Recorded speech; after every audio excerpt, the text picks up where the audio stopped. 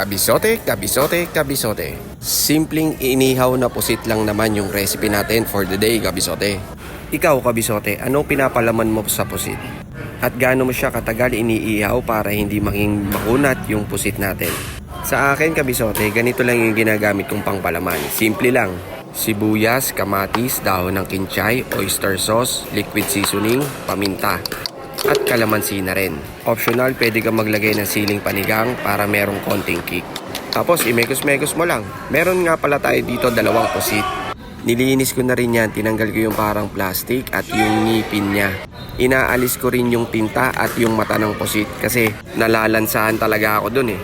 Minamarinate ko siya sa asin at paminta bago natin isalang, mga kabisote.